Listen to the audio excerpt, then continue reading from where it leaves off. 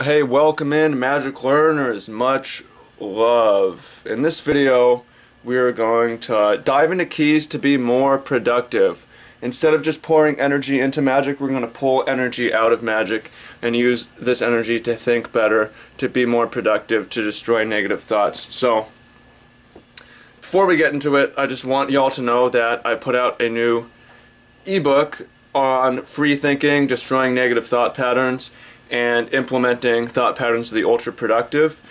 That may be a link to that in the comments by the time you watch it, or you go to freelivinggoals.com, freelivinggoals.com/freethinking. It's a free ebook that I put out.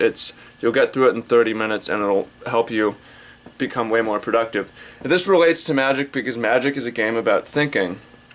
And there's a lot we can learn from Magic in terms of thinking, in terms of more productive thinking and negative thinking. So I'm going to give you just a few examples, and you can get more by checking out the ebook. So for instance, we think that in Magic, and this is especially relevant in tournament Magic for you tournament players, that thought is a finite resource, right? If you have 10 seconds, you can only think so much in those 10 seconds. There's an opportunity cost to every thought. Just like we've talked about the 60-card lifestyle, you have to cut something to put something in. In order to have some kind of negative self-destructive thought about mana screw, about misplay, it's replacing thinking about the game. It's replacing thinking about what the opponent's thinking about, how you can next level them, and so on.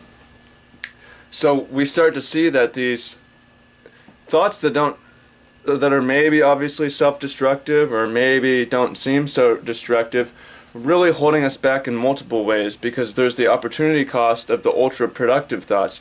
And that's a huge difference between the top players and the struggling players. The top players use their finite resource of thoughts on improving their position in the game, and the other players are thinking about things that they could have done or they should have done, which aren't actively helping them win the game. They're, in fact, in the way. And we pull this back and apply it to life and see that there's an opportunity cost to everything that we do, every thought that we think. And I mean, here's the example that I love to use. If you make $10 an hour and you pay $10 to see a 2-hour movie, what's the actual cost? Right? If we think like this, that's a $30 cost, or a 3-hour cost, depending on how you look at it. Time is actually more valuable than money because it's non-renewable resource, right? So those 3 hours could be spent on anything that you could possibly do, right? Or it could be $30 that are spent on anything you can possibly do, right? So we need to get in the habit of evaluating everything in terms of opportunity cost and whether the time is spent, where in the location of our physical bodies, and in the thoughts in our brain. So if you really want to attack the thoughts in your brain, the negative ones, destroy them and replace them with powerful, productive, positive thoughts, check out this ebook that I wrote for y'all, freelivinggoals.com, freelivinggoals.com/freethinking, destroy negative thoughts, increase productivity.